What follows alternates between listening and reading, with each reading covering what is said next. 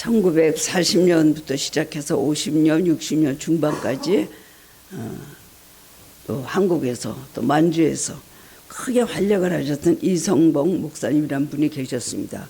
저는 살아생전에 못 뵙지만 이 목사님에 관한 이야기를 너무 많이 들었습니다. 대단한 분이셨다 그래요. 한강 백사장에서 역사가 일어날 때는 다 뒤집어지고 병 고치고 엄청난 역사가 있었다는 분입니다. 한국의 무디라고 불렀어요. 그분을. 그 정도로 그런데 성결교에 유명한 부흥강사셨고 철저하게 하나님의 뜻대로 사셨던 분입니다. 그분의 그 일기를 보면은요, 어쩌면 이렇게 하나님 뜻대로 살려고 이렇게 작은 거 하나까지도 그렇게 하나님의 뜻을 헤아리고 늘 회개하셨나 생각하면서 놀라게 됩니다. 그분은 한국 전쟁 때 미천 피난을 가지 못하고 계시다가 목포에서 공산당에게 체포가 되었습니다. 그래가지고 끌려가지고 젊은 인민장교에게 신문을 당하는데, 영감, 당신 예수 믿는 목사 맞아? 그렇게 물었답니다. 그렇습니다. 예수에 믿어? 천당 가라고 했습니다. 천당 가보았어? 예, 천당 본점은 못 갔지만은 지점은 가보았습니다. 지점이 어딘데? 지점은 교회입니다. 살았을 때는 천당 지점이 교회에서 하나님을 믿다가 죽으면 천당 본점인 하늘나라에 가게 됩니다. 이 대답을 들은 공산당은 가만히 있다가 이 영감 진짜로구만 하면서 석방을 시켜주었다고 합니다. 오래전에 유럽의 가난한 한 청년이 미국 땅에 가려고 성공하겠다는 꿈을 안고 배를 타고 대서양을 건너가게 되었습니다. 간신히 뱃상만 구해가지고 배를 탄 그는 식사 시간이 되었는데 다른 승객들은 그냥 즐겁게 맛있는 음식을 많이 먹는데 그는 돈이 없어서 그냥 밥을 굶었습니다. 외출해가 되니까 도저히 너무나 배가 고파서 견딜 수 없게 되자 식당 매니저가 이렇게 말했습니다. 내가 돈이 없어서 그러는데 직장의 꾸준히 일을 내가 다 할 테니까 제발 나 좀 밥 좀 먹게 해달라고 그렇게 간청을 했더니 그 매니저는 너무나 기가 막히다는 표정으로 식사 값은 뱃삭에 이미 다 포함되어 있는데요. 마음대로 드셔도 됩니다. 이랬다는 겁니다. 이 청년이 얼마나 멍청하고 어리석습니까? 식대를 다 냈는데도 불구하고 식사를 그걸 모르고 식사 때 굶었다는 거 생각하면 얼마나 기가 막힙니다. 근데 마찬가지로 우리 기독교인 가운데도 이 청년과 같이 신앙생활을 하는 사람이 적지 않다는 것입니다. 이것이 무슨 뜻인지 한번 여러분 생각해 보시기 바랍니다. 요한복음 3장 16절 말씀을 보면 유명한 말씀이 있죠. 하나님이 이 세상을 이처럼 사랑하사 독생자를 주셨으니 이는 저를 믿는 자마다 멸망치 않고 영생을 얻게 하려 하심이니라. 이 기독교의 대강령이고 아주 핵심이 되는 말씀 아닙니까? 우리가 분명히 우리의 죄를 대속하기 위해서 십자가 죽으신 예수를 믿으면 그 말씀 그대로 구원을 받고 영생을 얻는 것은 확실합니다. 영생이란 말은 무슨 말이죠? 영원한 생명이란 뜻으로 장차 죽음 이후에 우리가 천국에 들어서 기쁨을 누리면서 영원히 사는 것을 우리는 영생이라고 그렇게 표현을 합니다. 그러나 우리가 예수를 믿으면 내세 천국에 가는 것뿐만 아니라 이 세상에 살면 때도 영생의 복을 누리고 천국의 복을 누리고 그 복이 유지가 된다는 것입니다. 근데 우리는 그냥 세상에서는 고통을 당하는 거 당연히 알고 죽은 다음에 천국에 가면 그때부터 갑자기 팔자가 바뀌고 운명이 바뀌어서 갑자기 그때는 이제 천국 가서 완전히 영생을 누리면서 그냥 웃고 산다는 거죠.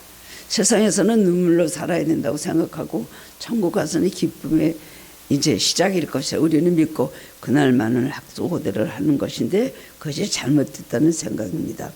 물론 미래 천국을 소망하는 믿음 중요합니다.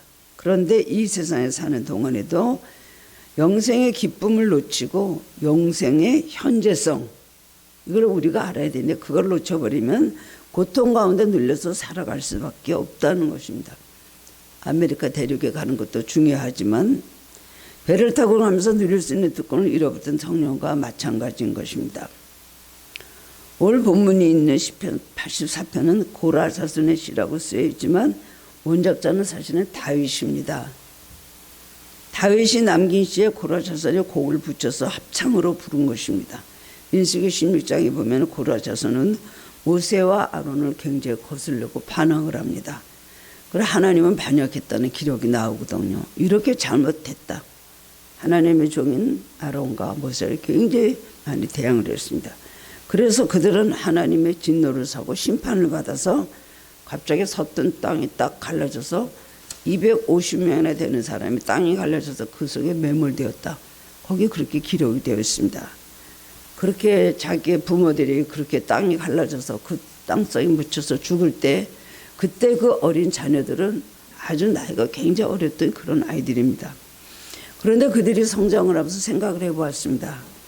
왜 우리 조상들이 우리 부모들이 뭐를 잘못해서 이렇게 멸망을 당했나. 그 이유를 알게 되었고 우리는 정말 하나님 앞에서 절대로 순종하는 신앙의 삶을 살아야 되겠다고 결심을 하겠습니다. 어떻게 하면 하나님을 가장 기뻐하는 삶을 살 수 있을까 생각을 하다 보니까 성전 중심의 삶을 살아야 된다. 그런 결론을 얻었다는 겁니다. 왜 그럴까요? 성전 중심의 삶은 하나님과 가장 오랜 시간을 같이 수 있는 그런 삶이다 생각을 했기 때문에 성전 중심의 삶, 성전에 가장 오래 있는 그런 삶을 살아야 되겠다고 생각을 했다는 것입니다. 그래서 고라 자손은 그때부터 모두 성가대원으로 봉사를 하였습니다. 또 한편은 성전을 깨끗하게 청소하고 지키는 성전 문지기 역할을 했다는 거예요. 성가대원하고 성전 문지기 두 가지를 하였습니다. 고라 자손들은 과거 조상들의 죄를 속죄하는 마음으로 성가대원으로 찬양 사역을 열심히 하였습니다. 근데 그것이 다윗이 남긴 시에 곡을 붙여서 합창곡으로 그는 불렀다는 것입니다. 본문인 시편 84편은 다윗이 예생에서 가장 괴로운 시간을 보낼 때 쓴 시입니다. 다윗이 아들 압살롬의 반란을 피신하여 궁궐과 성전을 떠나 있을 때 여호와의 성전이 그리워서 지은 시가 바로 84편입니다. 이 시편 84편은 하나님의 성전을 사모하여 드리는 기도이자 성전을 순례하며 부르는 노래로 시편에서 최고의 성전 예찬가로 뽑히고 있습니다. 성전을 부르면서 올라가면서 부르는 노래 이런 우리 시편을 보면 그런 주제가 있는 곡들이 많이 있습니다. 이 세상에서 가장 축복받고 행복한 사람은 하나님의 전을 사모하는 신앙으로 사는 사람입니다.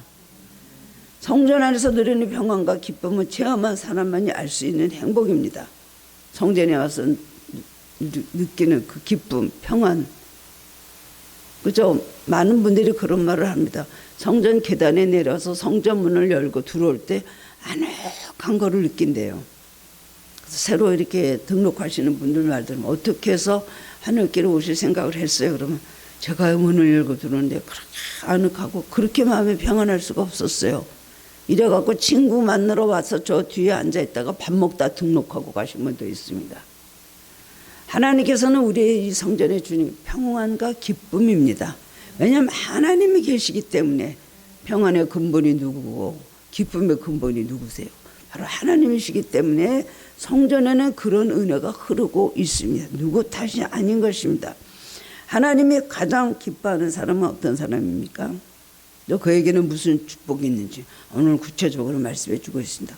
오늘 본문의 말씀을 통해 깨달음을 얻고 우리가 정말 신앙생활 잘하는 그런 은혜를 함께 나누기를 바랍니다. 어떤 사람을 하나님 기뻐하시냐고요? 첫 번째 보면 성전을 사모하는 사람입니다. 본문 1절의 말씀을 보면 만군의 여호와여 주의 장막이 어찌 그리 사랑스러운지요 라고 합니다. 성경의 인물 중에서 다윗처럼 성전을 뜨겁게 사모한 사람도 없을 것입니다. 다윗은 오로지 성전을 향한 사랑으로 살았습니다. 다윗은 우리아의 아내 바사바의 일 말고는 하나님께서 말씀하시기 내 마음에 합한 자다. 그 마음에 합한 자는 뭐겠어요? 하나님을 사랑하고 하나님 계신 성전을 사랑했기 때문에 내 마음에 합한 사람이라고 하나님께서 그렇게 칭찬을 하셨습니다. 다윗은 왕이 되기 전에 너무나 많은 전쟁을 치렀습니다. 여러 족속들과 이스라엘을 위해서 굉장히 많은 전쟁을 치렀고요. 그 다음에 자기를 죽이려고 혈안이 돼서 쫓아다녔던 사울왕을 물리치고 통일 왕국을 이루어서 태평성대의 삶을 살게 되었습니다. 그렇게 많은 연단을 받고 나더니 유대인의 왕이 되고 이스라엘의 통일국가의 왕이 됐어요. 이스라엘을 통일시키는 굉장한 일을 하였습니다. 그런데 사무엘하 15장에 와 보면 아들 압살롬이 아버지 왕좌를 뺏으려고 반역을 일으켜서 그쪽으로 백성들이 많이 기울었습니다. 다윗의 아들은 10명이 있었는데 그중 가장 잘생기고 또 가장 또 사랑했던 아들이 압살롬이었습니다.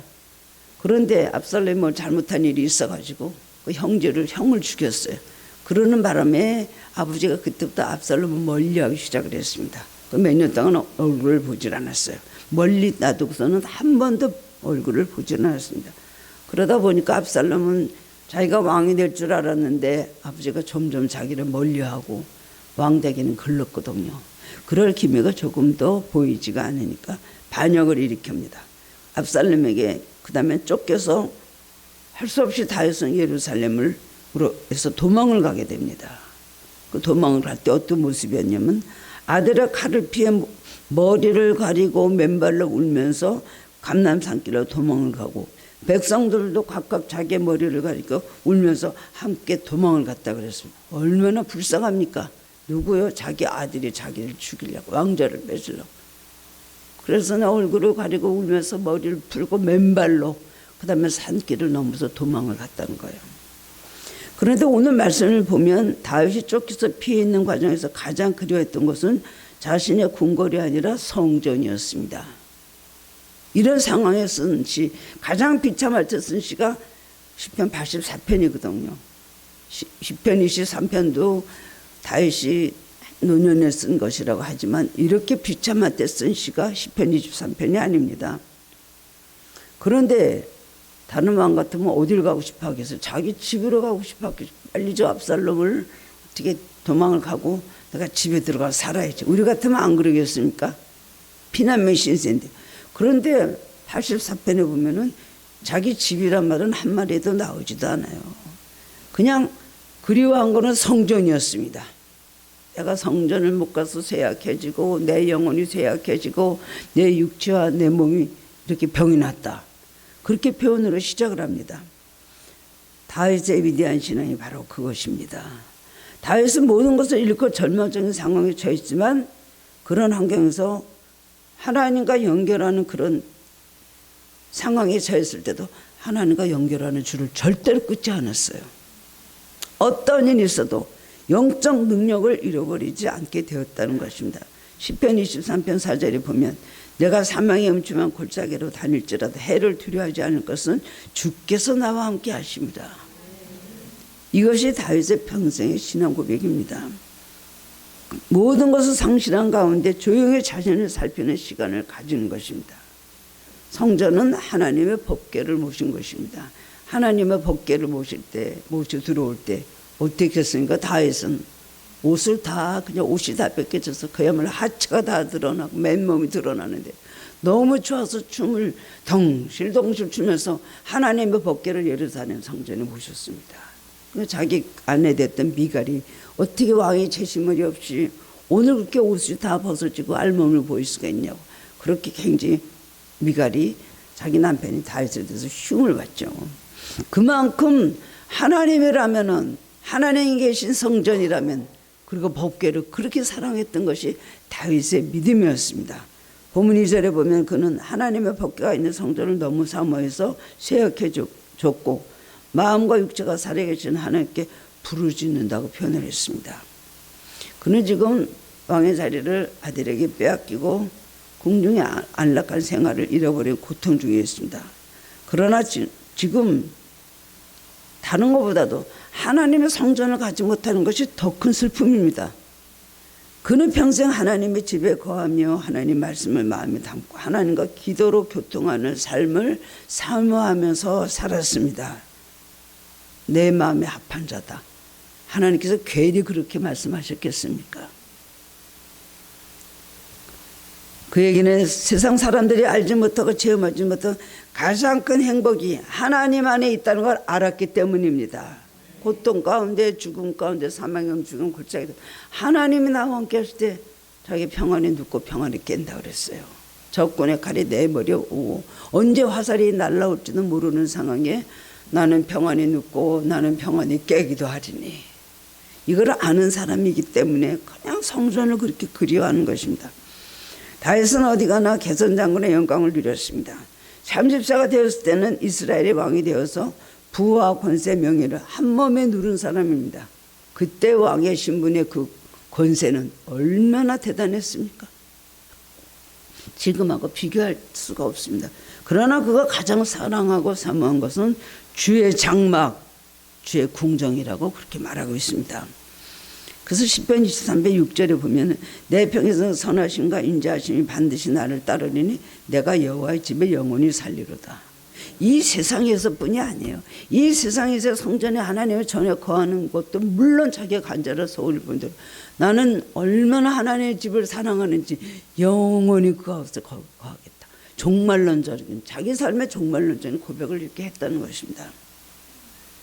성전을 사모하는 사람, 그런 마음이 있는 사람 하나님께서 매우 기뻐하십니다. 성전은 곧 하나님이십니다. 그렇기 때문에 우리는 늘 성전을 사모하면 없어지고 성전을 가기 싫고 어떻게 하면 좀 안 갈까, 별일 없으면 가고 무슨 일만 있으면 못 갈 이유를 찾아요. 그럴 수도 있습니다. 그건 아주 잘못된 것을 알아야 되는 것입니다. 두 번째로는 시온의 대로를 사모하는 사람을 하나님께서 매우 기뻐하십니다. 시온은 어디예요? 시온산, 하나님이 계시는 것이 시온산이죠. 예루살렘 저 위에 높이 있는 시온산, 거기에 다윗 왕은 거기를 도읍으로 성읍으로 삼고 거기를 예루살렘의 시온산이라고 불렀습니다. 시온은 뭐예요? 하나님 계신 것이 시온이죠. 본문 5절에 보면 주께 힘을 얻고 그 마음에 시온의 대로가 있는 자는 복이 있나이다. 성전을 가는 길이 시온의 대로예요. 하나님께 나아갈 수 있는 길이 있는 사람은 복이 있다는 것입니다. 이 길을 자기가 막아버려요. 시온의 대로를 자기가 막아버려요. 시온의 대로는 하나님께 나아가는 길, 곧 성전으로 나아가는 길을 뜻합니다. 다윗은 지금 그의 발걸음이 시온을 향하는 길이 아닌 성전을 갈 수 없는 먼 곳에 피신해 와 있습니다. 갈래도 갈 수가 없는 거예요.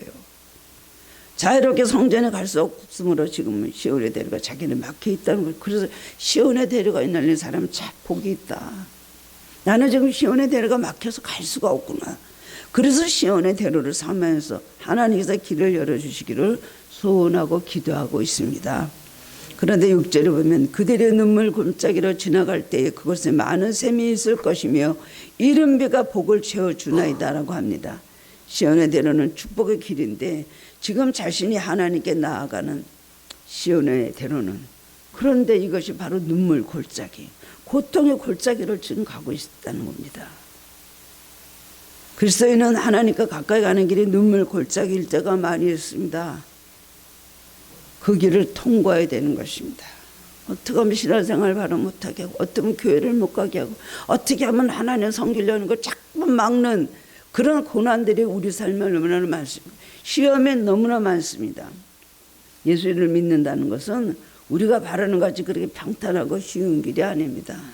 신앙생활 한다는 건 정말 만만한 길이 아닙니다. 쉽게, 예쁘게, 고상하게, 아름답게 그렇게 예수를 믿고 싶어요? 부담 없이 예수를 믿고 싶어요? 주님 뭐라고 하셨습니까? 누가복음 9장 23절에서 아무데지 나를 따라오려거든 내 자신을 부인하고 날마다 제 십자가를 지고 나를 따를 것이니라. 이게 제자의 길이에요. 너 자신을 부인하고 내 십자가를 지고 나를 따라오는 자가 나를 따라올 수 있다. 그런데 쉽게, 편안하게, 스트레스 안 받고 그렇게 편하게 예수 믿고 고생 없이 예수 믿고 싶으세요? 부담이요? 예수님 우리를 위해서 십자가에서 죽어주셨는데 왜 주님은 우리 인생을 위해서 그렇게 부담을 느끼셨을까요? 우리도 주님을 위해서 부담을 느껴야 됩니다. 스트레스를 받아야 됩니다. 신앙생활에 싫은 건 간동, 내가 골라서 먹고 내가 선택할 수 있는 게 아니에요. 십자가의 길은 가는 길이 올라가는 길도 끝이 없고 내려가는 것도 끝이 없습니다. 신앙이라는 것은 올라가는 것도 끝이 없어요. 이만하면 됐다가 어디 있습니까? 이만하면 안 됐다. 이만해도 됐다. 그거를 우리가 결정할 수 있는 것이 신앙의 길이 아니라는 겁니다. 자기를 부인한다는 거 얼마나 쓰라린 일입니까? 뭐 누구는 자존심 없어요? 누구는 성질 없어요? 누구는 아는 거 없어요? 누구는 바보예요? 누구는 못 느껴요? 몰라요? 다 느껴요. 그러나 자기를 부인한다는 것은 정말 이것은 자기를 죽여야 되는 일이기 때문에 쓰라는 눈물을 흘려야 되는 겁니다. 왜요? 누구 때문에? 뭐 때문에요? 예수님 때문이에요. 왜 죽여요 자기를? 왜 입을 다물고 있어야 됩니까? 자기에게 상처를 준 사람은 왜 사랑하고 끝까지 자기가 그 사랑을 지속을 해야 될까요? 십자가를 또한 진다는 것은 고통과 희생의 눈물 골짜기를 가야 한다는 것입니다. 십자가를 지는 일이시 더구나 남의 십자가를 대신 지는 경우가 있어요. 왜 저 사람이 지어야 십자가를 내가 질까? 교회 안에서도 남이 지어야 될 십자가를 지고 가야 될 사람들이 있습니다. 그것은 너무나 축복입니다. 자기 십자가도 남에게 전가하고 안 지려는 건 얼마나 잘못된 것입니까? 우리는 힘들어도 믿음을 지켜야 되고 주님의 뜻을 따라 살아가는 것은 분명 눈물의 길이고 고통의 길이고 십자가의 길입니다. 다윗은 오늘 그 말을 시온에 데려오는 눈물 골짜기다. 하나님 앞에 나아가는 길이 이렇게 힘들고 어려운 일이구나. 눈물을 흘리면서 그것을 고백을 했습니다. 내 뜻과 자아를 죽이고 주님 말씀대로 살아가려면 우리는 눈물을 흘려야 됩니다. 그러나 눈물 골짜기를 지나가지만 그것은 많은 샘이 터져나오고 이른 비가 복을 채워주게 된다고 했습니다. 그 시온의 대로를 걷는 사람은 겉으로 보기에는 고난의 길인 것 같지만 그 길을 걷는 사람은 힘을 얻고 하나는 하나님의 은혜와 축복을 경험하게 되는 것입니다. 시온의 대로, 다윗은 말하기 시온의 대로는 눈물 골짜기다. 이게 전쟁을 쳐갖고 나가서 정말 많은 병력을 갖고 가서 전쟁에서 이길 수가 있습니다. 그런데 죽여버려야 될 대상이 누구예요? 자기 아들인 거예요. 그러니까 그 아들하고 그 다음에는 대적을 안 해. 가능한 한 전쟁을 하지 않으려고 그저 쫓겨나면서 눈물을 흘리면서 눈물을 흘리면서 맨발로 산길을 걸어서 도망을 갔습니다. 이것이 정말 눈물 골짜기 아닙니까? 우리에게는 그런데 지금 시온의 대로가 활짝 열려 있습니다. 얼마나 감사한 일입니까? 누가 오늘 교회 오는 걸 막은 어떤 일이 있었을까요? 누가 못 가게 뭐 제도적으로 정치적으로 막은 거 있습니까? 언제 어디서든지 성전에 와서 마음껏 하나님께 예배할 수 있습니다. 마음껏 기도할 수 있습니다. 자유롭게 찬송을 부를 수 있으며 선포되어질 말씀을 들을 수 있고 언제든지 성전에 와서 교제할 수 있습니다. 우리는 우리에게 열려있는 시온의 대로를 통하여 힘을 얻고 하나님 보좌 앞에 나아갈 수 있는 것입니다. 다윗이 이것을 고백했어요. 이것이 축복이다. 성전을 마음대로 갈 수 있는 이것이 축복이다. 그런데 이 시온의 대로가 지금 막혀 있구나. 그런데 시온의 대로가 열리려면 눈물의 골짜기를 통과해야 되는구나. 다윗은 결국 자기의 부하가 자기 아들인 압살롬을 죽이려고 따르다가 압살롬의 머리가 숫이 굉장히 많았던 모양이에요. 죽이지는 못하고 아들을 그래도 죽이지 마라 죽이지 마라. 아버지가 그렇게 계속 부하에게 명령을 했습니다. 차마 죽이지는 못하고 그 다음에는 막 따라가는 말을 타고 압살롬이 도망을 가다가 머리가 숱이 많아갖고 머리숱이 가다가 상순이 나무에 딱 걸렸어요. 뭐 대롱대롱 매달려 있는 거예요. 근데 나중에 누가 가서 칼로 찔러 죽였어요. 그걸 듣고 얼마나 웁니까? 결국 그 전쟁에서 승리를 했지만 아들은 죽었고 그 다음에는 성전으로 갈 수 있게 되었다는 것입니다. 그러나 시온의 대로로 가는 길을 그는 사모하였고 성전을 사모하는 삶, 성전에 늘 나가는 삶을 살았다는 것입니다. 하나님이 이랬기 때문에 다윗을 그렇게 사랑하셨습니다.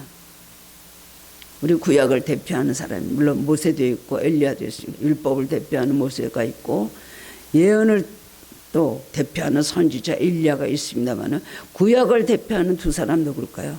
믿음의 조상인 아브라함과 다윗입니다. 그 혈통을 통해서 족보를 통해서 예수님이 오셨어요.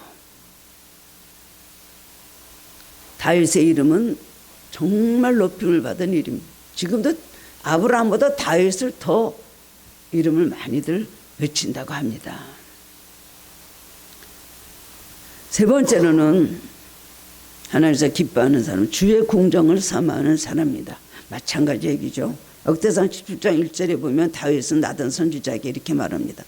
나는 백향목 궁에 거주하는데 여호와의 언약궤는 휘장 아래에 있도다. 그때는요 솔로몬이 성전을 짓기 전이었기 때문에 하나님의 성전은 뭡니까? 성막입니다. 성막. 성막이라는 건 천막을 말하는 것이죠.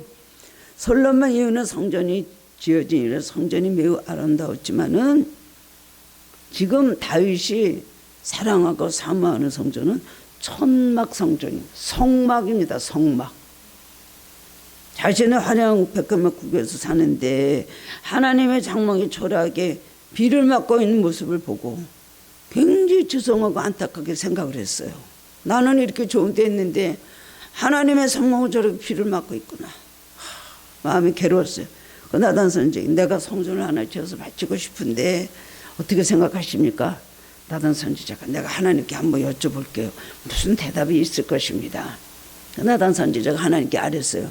저 말이죠. 다윗 왕이 하나님의 성전을 자기네 백합목 궁에 사는데 하나님의 성전은 저렇게 초라하게 비를 맞고 있는데 성전을 하나 져서 하나님께 드리고 싶다고 합니다. 그때 하나님께서 그 말씀을 듣고 그 성전에 필요하면 내가 성전을 지라고 했겠지. 내가 누구에든지 내 성전 하나 지라고 한 적이 있냐. 이 세상 모든 것이 하나님의 발등상이요. 하늘이 하나님의 집인데 무슨 성전이 그렇게 필요해. 내가 그 성막에 내가 가서 뭐 있는 게 불편하냐. 그런 걸 이렇게 건물을 갖고 말씀하신 거 아니잖아요. 하나님은 나는 성전을 누구한테 왜 짓지 않냐 그런 말을 해본 적이 없는데 다윗이 그런 생각을 했구나. 엄청나게 하나님은 감동을 받으시고 놀라고 굉장히 기뻐하셨습니다. 그러나 그 소원은 거절하셨습니다. 그 이유는 다윗은 많은 전쟁을 치른 사람이고 뭐 하루에 전쟁에서 수백 명씩 죽여가지고 양피를 베어갖고 온 사람이에요.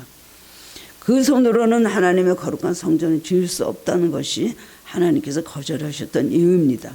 그 대신 너의 마음을 내가 안다. 내 아들 솔로몬을 통해서 성전 건축을 이루어주시겠다고 약속하셨습니다. 결국 그의 아들 솔로몬의 손에 의해서 하나님의 성전이 건축됐지만 그 성전 건축에 필요한 모든 자재나 설계나 뭐 동이나 철이나 금이나 은이나 나무나 인력은 다윗이 생전에 모두 계획하고 준비한 것입니다. 나무는 또 어느 왕에게 말해서 백합목을 그 다음에 동이나 철이나 금은 보화를요 자기가 가지고 있는 걸 다 몽땅 내놨어요. 그래서 그랬습니다. 이것은 내가 스스로 내가 소유하고 있던 내 재산인데 다 내놓는다. 금이 얼마요, 은이 얼마요, 뭐이 얼마. 하나님 성전 짓는데 몽땅 다 드렸어요. 하나님. 그리고 모두 설계를 마치고 그 다음에는 솔로몬에게 넌 요렇게 해라. 요거 갖다 요렇게 해라. 모든 걸 다 준비해서 솔로몬의 제일 먼저 세워진 아름다운 성전이 결국은 다윗에 의해서 지어진 것입니다. 거절된 기도 응답이지만 다윗이 하나님의 성전을 주기 위해서 오래 세월 동안 정성을 다해서 준비하는 그 마음은 하나님을 향한 사랑입니다. 그리고 성전을 삼아하는 마음에서 나온 것입니다. 솔로몬에게 의해서 처음으로 예루살렘 성전이 지어졌지만 다윗의 소원대로 최선을 다해서 성전을 건축한 것입니다.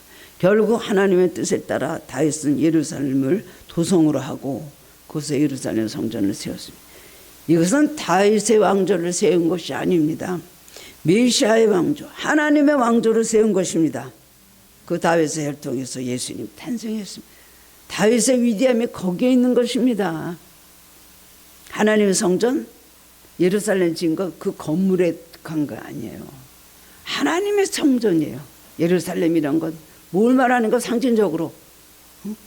예루살렘은 하나님 계신 그곳, 바로 천국의 모형인 그것이 바로 예루살렘인 것입니다. 하나님의 마음에 합한 자였던 다윗을 왕으로 세운 하나님의 목적이 바로 그곳에 있었습니다. 사람 오래 살다가 부경을 누리다가 잘 살다가 그것을 잃어버리면 그 옛날의 행복을 그리워하다가 죽는다고 합니다. 옛날에 참 잘 살았지, 옛날에 이랬는데, 옛날에 그때가 그립다, 그때가 그립다. 어느 사람이 안 그럽니까? 다 그래. 명이나 권세나 돈이나 모든 걸 다 그리워하죠. 그때가 좋았지 라는 말을 입에 달고 살죠. 그러다 죽습니다. 그러나 다윗은 절대로 하나님 주신 왕위를 그리워하거나 세상의 부경을 절대로 아쉬워하지 않았습니다. 수도 없이 죽을 고비를 넘기고 하나님이 지켜주시지 않으면 자기가 살아갈 수 없다는 걸 너무나 많이 깨달았거든요. 그리고 수많은 권력자들이 자기를 해하려고 했던 수많은 왕들이 하루아침에 죽는 것을 봤어요. 이런 세상 것이 얼마나 헛된 것인가, 아무것도 아닌 것을 알았던 것이죠. 오직 성전을 갈 수 없을 때 그 처지만을 가장 슬퍼하고 비관하고 서러워했다는 것입니다. 멀리서 성전을 애타게 삼아하는 마음이 너무 간절해서 그의 영혼과 마음과 몸이 새어깨졌다고 했습니다. 얼마나 하나님 성전 교회 못 가서 화병이 났다. 여러분 그래 보셨나요? 오늘 아파서 못 가는 목사님 이해하시겠지. 교회 연락을 했으니까 이해하시겠지. 그나마 연락이라도 해주는 분은 고맙습니다. 어떤 분은 전화 어떻게 걸잖아요. 그러면 그것도 먼저 제가 걸잖아요. 제가 연락 안 했나요? 제가 그동안 좀 아팠거든요. 제가 연락 안 했던가요? 죄송합니다. 그랬어야 되겠습니까? 본문 3절에 보면 멀리서 눈을 감고 성전을 그려보니 성전 모퉁이에 집을 지어놓고 평화롭게 날아다니는 참새가 보이고 성전 앞에는 제비가 둥지를 짓고 그 보금자리에 새끼를 두는데 그 모습이 그렇게 부럽고 행복해 보일 수가 없습니다.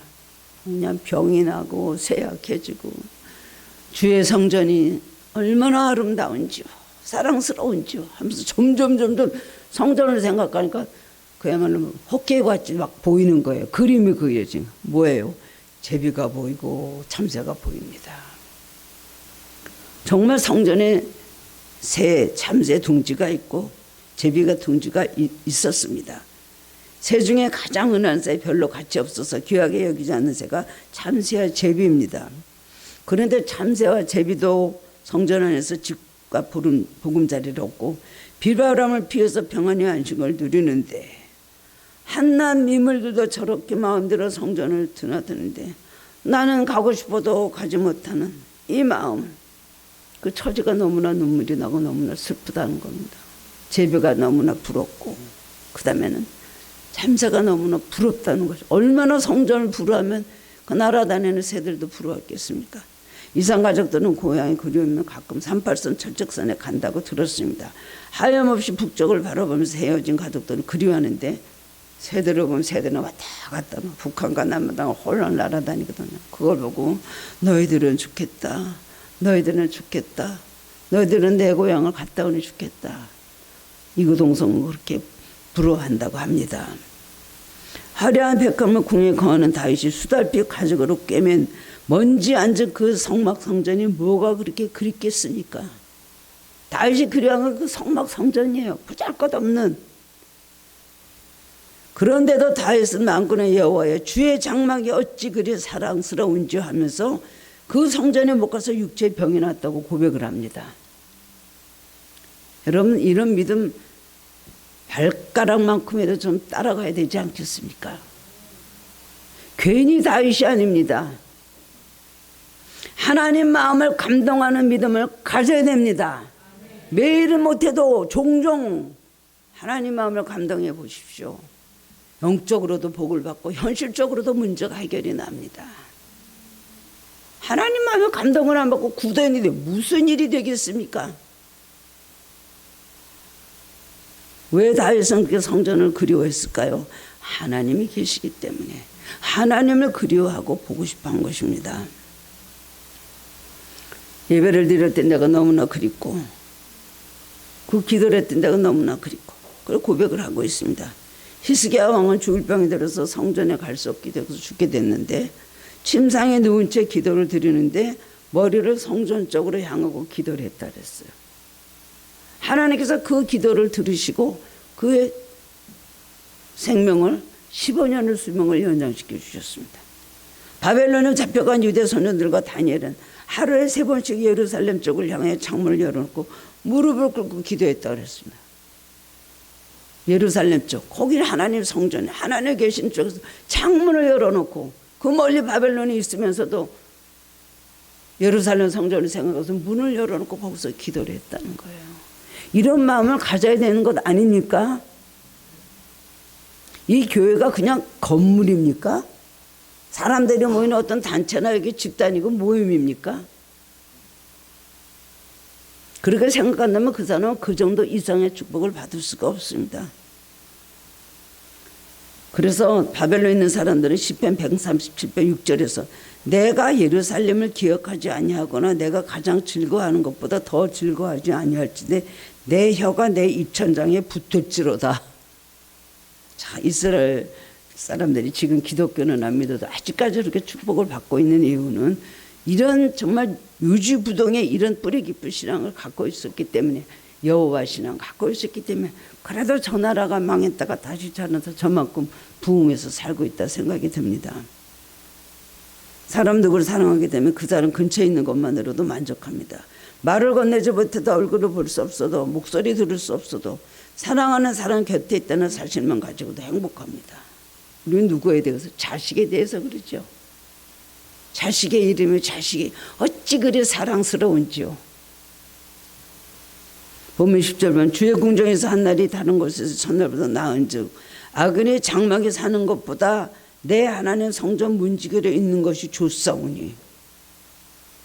왕인데요 문지기가 되는 게 좋다고 말하는 거. 왜냐하면 차라리 교회를 성전을 못 가는 왕일 거라면은 그냥 문지기로 있으면서도 성전에 있는 것이 좋다. 세상에서 첫날보다 성전에서 하루가 더 낫다고 이렇게 고백을 하고 있습니다. 다윗은 성전 문지기를 소원한 왕이었습니다. 여러분 무엇으로 성전의 문지기 노릇을 하고 싶으십니까?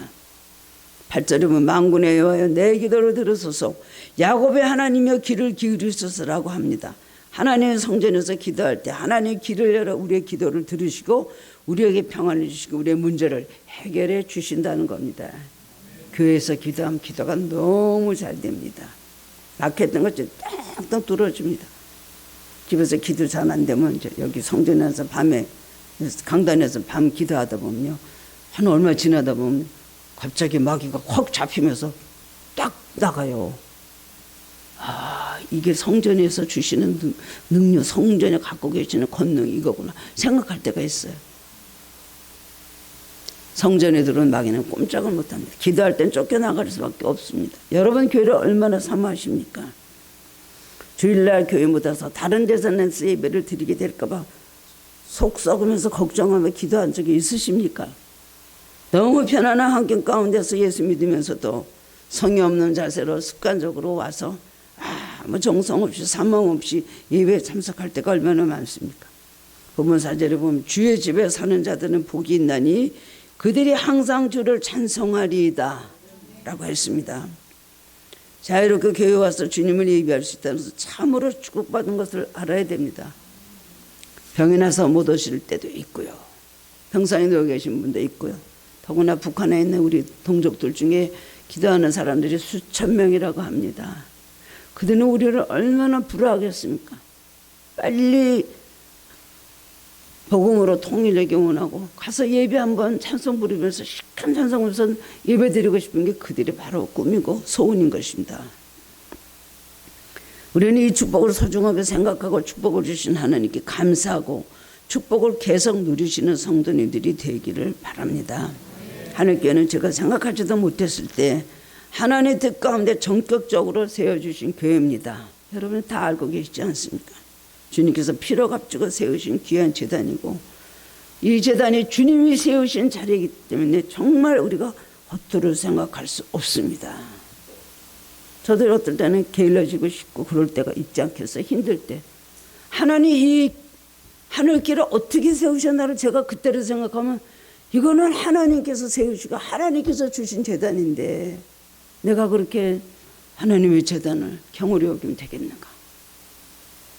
죽도록 충성하자는 마음이 생깁니다. 교회를 사랑하는 것이 주님을 사랑하는 것입니다. 주님은 교회의 머리십니다. 여러분 주님의 몸을 이루는 지체들입니다. 지체들이 병들면 주님이 병든 것입니다.